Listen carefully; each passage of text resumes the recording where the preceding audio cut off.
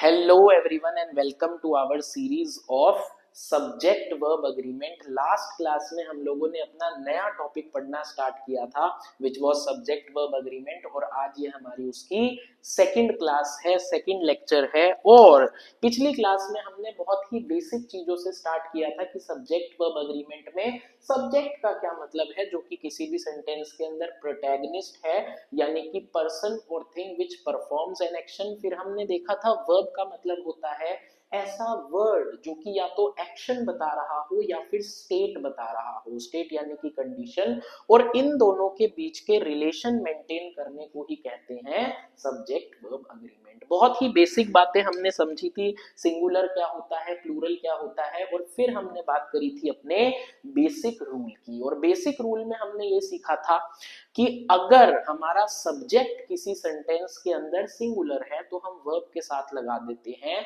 S या फिर ES, जैसे ही dances। लेकिन अगर हमारा सब्जेक्ट प्लूरल है तो हम उसके बाद वर्ब को उसकी बेस फॉर्म में ही रहने देते हैं, जैसे दे डांस। ठीक है, इतनी बातें हमने समझ ली थी। उसके बाद हमने थोड़ा सा जाना था कुछ इररेगुलर वर्ब्स के बारे में, 3 इररेगुलर वर्ब्स के बारे में। is changes to are, has changes to have, और was changes to were। ठीक है, इतनी चीजों को समझने का काम किया था हमने पिछली क्लास में, और आज हम अपनी सेकंड क्लास स्टार्ट करेंगे जिसमें सबसे पहले हम एक छोटा सा कॉन्सेप्ट समझेंगे, एक छोटा सा पर्सपेक्टिव समझेंगे, एक व्यू पॉइंट समझेंगे, एक नजरिया समझेंगे, और उसके बाद हम लोग, जैसा कि मैंने आपको पहली क्लास में बताया था, इस पूरे टॉपिक में हम काफी सारे रूल्स पढ़ेंगे। अराउंड 15 से भी ज्यादा हम लोग रूल्स पढ़ेंगे। उसमें से आज हम अपना फर्स्ट रूल स्टार्ट भी करेंगे और उसे कंप्लीट भी करेंगे। तो इसी के साथ हम अपना पहला टॉपिक आज के लेक्चर का स्टार्ट करते हैं, which is identification and classification of subject and verb in a sentence. देखो, सेंटेंसेस को हम लोग अक्सर देखते हैं, पर सबसे पहली चीज जो आपके माइंड में एकदम क्रिस्टल क्लियर होनी चाहिए कि आप इजीली आइडेंटिफाई कर पाओ कि इस सेंटेंस के अंदर सब्जेक्ट क्या है, वर्ब क्या है, और कैसे उनका रिलेशन मेंटेन करना है। इस चीज को समझने के लिए हम एक एग्जांपल की हेल्प लेंगे। सपोज कीजिए मैंने एक सेंटेंस लिखा कि Sita and Gita are happy.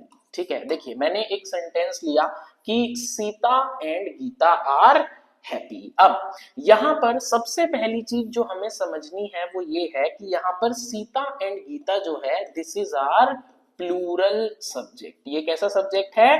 Plural subject है, यानी कि ये हमारा प्रोटैगनिस्ट है, ये हमारे हीरो हैं इस सेंटेंस के। कौन? सीता और गीता। ठीक है, अब सीता और गीता की स्टेट बताने का काम कर रहा है। क्या बताने का काम कर रहा है? उनकी कंडीशन, उनके हालात बताने का काम कर रहा है। कौन?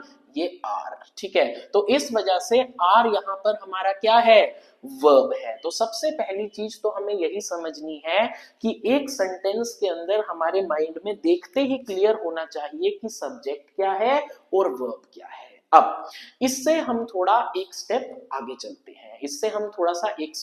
चलते हैं, और मैं आपको एक नया नजरिया देने की, एक नया व्यू पॉइंट देने की, एक नया पर्सपेक्टिव देने की कोशिश करूंगा। मेरे साथ साथ चलेंगे। देखो, हमने समझा इस पूरे सेंटेंस के अंदर जो हमारा प्रोटैगनिस्ट है वो है सीता एंड गीता। कौन है? सीता एंड गीता। पर अगर आप इस प्लूरल सब्जेक्ट को ध्यान से देखो, मेरे साथ साथ देखेंगे, अगर आप इस प्लूरल सब्जेक्ट को ध्यान से देखो तो इस एक सब्जेक्ट के अंदर भी मुझे 2 डिस्टिंक्ट सब्जेक्ट्स दिख रहे हैं। इस एक सब्जेक्ट के अंदर, सब्जेक्ट का मतलब क्या था? हीरो। ठीक है, यहां पर हमारे सेंटेंस में हीरो है सीता और गीता, पर यह है तो 2 लोग। ठीक है, तो यहां पर हमारे पास 2 सब्जेक्ट्स हैं, एक सीता और एक गीता। तो इसी वजह से क्या मैं आपसे पूछ रहा हूं, क्या मैं सीता को लिख सकता हूं सब्जेक्ट नंबर 1? अरे बोलो हाँ। ठीक है, उसी तरीके से क्या मैं गीता को लिख सकता हूं सब्जेक्ट नंबर 2? अरे हाँ, बिल्कुल लिख सकता हूं। ये दोनों एक ही सब्जेक्ट है मैंने माना, पर अगर हम इस एक सब्जेक्ट को थोड़ा बाइफरकेट करें, थोड़ा सा तोड़ें, ठीक है, तो यहाँ पर हमारे को एक ही प्लूरल सब्जेक्ट के अंदर दो सब्जेक्ट दिख रहे हैं, एक है सीता और एक है गीता, ठीक है। अब इससे हम क्या सीखना क्या चाहते हैं कि ठीक है एक प्लूरल सब्जेक्ट है तो ऑब्वियसली एक से ज्यादा लोग भी हो सकते हैं, ये सब्जेक्ट नंबर 1 बोल दिया, ये सब्जेक्ट नंबर 2 बोल दिया, पर इससे हमारा क्वेश्चन सॉल्व करने में क्या हेल्प होगी या इससे हम सीखना क्या चाहते हैं, तो जरा ध्यान से समझेंगे। इस बात को ध्यान में रखते हुए हम दो कंक्लूजन्स निकालेंगे। क्या निकालेंगे हम लोग? दो कंक्लूजन्स निकालेंगे which would be quintessential, extremely helpful in doing questions, ठीक है। सबसे पहला कंक्लूजन हमने क्या निकाला? सबसे पहला कंक्लूजन हमने ये निकाला, देखो Sita and Gita are happy. हमें पता है सीता गीता पूरा का पूरा सब्जेक्ट है, ठीक है, पूरा का पूरा सब्जेक्ट है, जिसमें से सीता को हमने सब्जेक्ट नंबर 1 बोल दिया, गीता को सब्जेक्ट नंबर 2 बोल दिया, और आर हमारा वर्ब है, आर हमारा वर्ब है। अब आप मुझे बताइए कि ये सीता और गीता यानी कि सब्जेक्ट नंबर 1 और सब्जेक्ट नंबर 2 में से वर्ब के ज्यादा क्लोज कौन है, वर्ब के ज्यादा नजदीक कौन है, ठीक है। तो ऑब्वियसली हम सबको दिख रहा है कि वर्ब के ज्यादा नजदीक कौन है? गीता, यानी कि हमारा सब्जेक्ट नंबर 2, सब्जेक्ट नंबर 2, और यही हमारा फर्स्ट कंक्लूजन होगा क्या कि सब्जेक्ट नंबर 2 इज क्लोजर या फिर नियर टू द वर्ब, ठीक है। जो हमारा सब्जेक्ट नंबर 2 है ये वर्ब से ज्यादा करीब है, ज्यादा पास है, ठीक है। और दूसरा कंक्लूजन हम लोग क्या निकालेंगे जो कि बहुत ही सिंपल है, अपने आप से ही है वो, ठीक है। देखो अगर सब्जेक्ट नंबर 2 वर्ब से नजदीक है तो वर्ब से दूर कौन है? ऑब्वियसली सब्जेक्ट नंबर 1 वर्ब से दूर है, ठीक है। तो यही चीज हम लोग लिखेंगे, हम लोग समझेंगे कि सब्जेक्ट नंबर 1 इज डिस्टेंट, ठीक है, डिस्टेंट यानी कि दूर, या फिर हम लिख सकते हैं फार्दर फ्रॉम द वर्ब, ठीक है। तो ये चीज हमारे माइंड में क्लियर होना बहुत जरूरी है।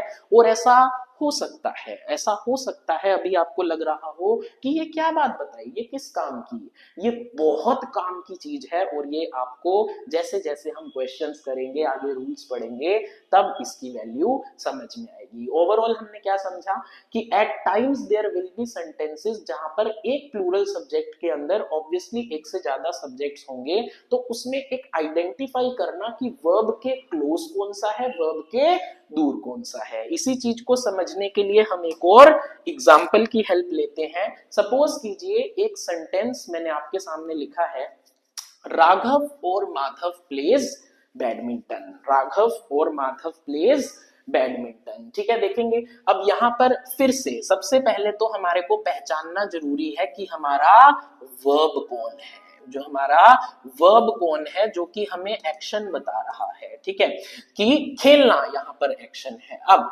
यहाँ पर जो राघव है ये है हमारा सब्जेक्ट नंबर 1, और जो माधव है ये है हमारा सब्जेक्ट नंबर 2, ठीक है। तो क्या बात पता लगी हमें कि subject number 2 is closer to the verb and subject number 1 is farther या फिर डिस्टेंट फ्रॉम द वर्ब। मुझे उम्मीद है ये देखने का तरीका आपको अच्छे से समझ आ गया होगा, ठीक है। तो सिंपल सी बात है, कौन सा वर्ब के नजदीक है और कौन सा वर्ब के दूर है, ठीक है। इसकी क्या वैल्यू है, क्या यूज है, जैसे जैसे हम रूल्स पढ़ेंगे आपको अच्छे से समझ में आएगा, ठीक है। पर आज की क्लास को हम थोड़ा आगे बढ़ाते हैं, इतनी सी चीज समझने के बाद हम आज की क्लास को थोड़ा सा आगे बढ़ाते हैं और हम डिस्कस करना स्टार्ट करेंगे सब्जेक्ट वर्ब अग्रीमेंट की दुनिया का हमारा रूल नंबर 1। क्या डिस्कस करना स्टार्ट करेंगे हम? अपना पहला रूल जो कि आपको क्वेश्चंस को सॉल्व करने में काम आएगा। और जो हमारा पहला रूल है ये बात करता है हमारे खिलाड़ी के बारे में जिसका नाम है एंड। क्या नाम है जिसका? एंड, ठीक है, हम लोग बात करेंगे एंड के बारे में। और हमें क्या बात समझनी है, हमें क्या बात समझनी है, हमें ये बात समझनी है कि कभी भी अगर हमारे सब्जेक्ट के अंदर एंड है, कभी भी अगर हमारे सब्जेक्ट के अंदर एंड है, तो subject is considered plural. Subject is considered plural. उसको हम क्या मान के चलते हैं? प्लूरल मान के चलते हैं। और प्लूरल का मतलब हमने पिछली क्लास में समझा था, यानी कि मोर देन वन। ठीक है, प्लूरल यानी कि मोर देन वन। इसको हम जरा एक एग्जाम्पल से समझने की कोशिश करते हैं, जरा एक एग्जाम्पल से समझने की कोशिश करते हैं। देखो, सपोज कीजिए मैंने एक एग्जाम्पल लिया, सपोज कीजिए मैंने एग्जाम्पल लिया कि Tom and Jerry, Tom and Jerry dash friends, Tom and Jerry dash friends. और मैंने आप लोगों को ऑप्शन दिया इज फ्रेंड्स या फिर आर फ्रेंड्स। अब यहां पर सबसे पहले हम लोग समझेंगे कि हमारा सब्जेक्ट क्या है। तो हमारा सब्जेक्ट है टॉम एंड जेरी, ठीक है। और टॉम एंड जेरी एक प्लूरल सब्जेक्ट है, टॉम एंड जेरी एक प्लूरल सब्जेक्ट है। क्यों हमने माना कि ये एक प्लूरल सब्जेक्ट है? क्योंकि यहाँ पर कौन आ गया है? एंड आ गया है। और हमें पता है कि जब भी प्लूरल सब्जेक्ट होगा तो हमें प्लूरल वर्ब चाहिए होगा। और इज और आर में से प्लूरल फॉर्म कौन सी है? बोलो, आर। बात समझ में आ रही है? चलो एक सेंटेंस और लेते हैं, एक सेंटेंस और लेते हैं। सपोज कीजिए मैंने बोला कि मॉम एंड डैड, ठीक है, मॉम एंड डैड डैश, ठीक है। और इसके बाद मैंने बोला, एक ऑप्शन मैंने आपको दिया फाइट और एक ऑप्शन मैंने आपको दिया फाइट्स। जरा याद करो, जरा याद करो अपना बेसिक रूल, जरा याद करो अपना बेसिक रूल कि अगर हमारा सब्जेक्ट सिंगुलर होता था तो हम वर्ब के पीछे लगा देते थे क्या? एस या फिर ईएस। लेकिन अगर हमारा सब्जेक्ट प्लूरल होता था तो हम वर्ब को एज इट इज छोड़ देते थे उसकी बेस फॉर्म में। अब जरा यहां पर देखो, जरा यहां पर देखो, यहां पर हमारा सब्जेक्ट है मॉम एंड डैड। हमारा सब्जेक्ट क्या है? Mom and dad. और यही तो हमने रूल पढ़ा कि अगर एंड आ जाता है तो फिर सब्जेक्ट को क्या मानते हैं? प्लूरल मानते हैं। और अगर प्लूरल मानेंगे तो according to basic rule, according to basic rule यहां पर करेक्ट आंसर क्या होगा? फाइट। यहां पर करेक्ट आंसर होगा फाइट। मुझे उम्मीद है आपको ये बात समझ में आई होगी, ठीक है, मुझे उम्मीद है आपको ये बात समझ में आई होगी। इसी पर ही बेस्ड हम थोड़ी सी और प्रैक्टिस करते हैं, थोड़ी सी और प्रैक्टिस करते हैं, so that first rule you get mastery over first rule. देखेंगे जरा, देखो हमारे पास है Neha and Isha dash it, ठीक है। यहां पर फिर से हमें क्या नजर आ रहा है?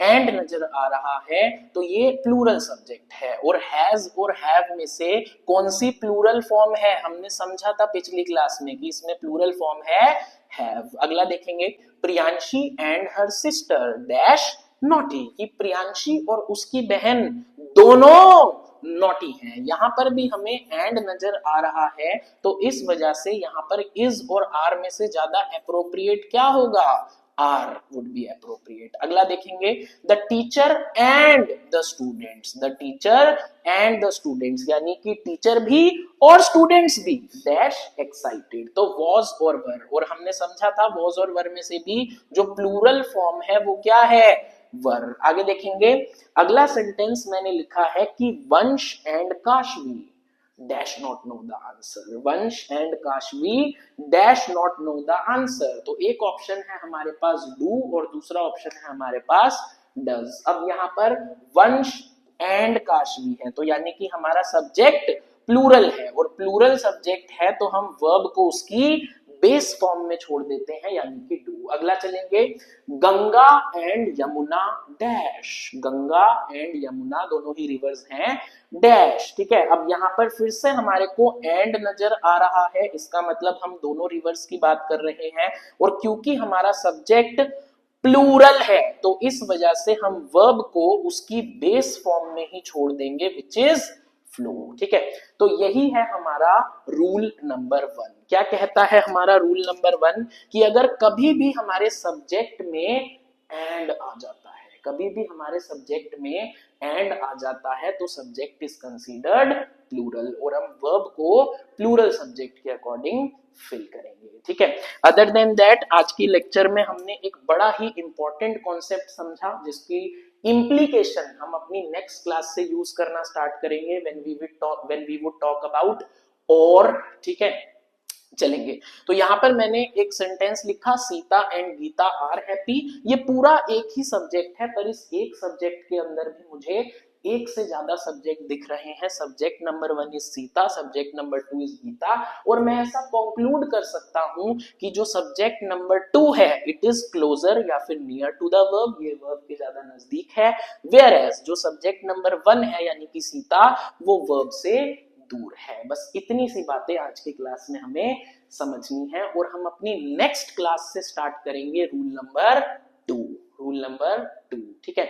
चलो, तो आज की क्लास में हम इतना ही करते हैं। प्लीज जो भी आज हमने पढ़ा है इसके अपने हैंड रिटन नोट्स बनाइएगा, बिकॉज दोज आर बेस्ट।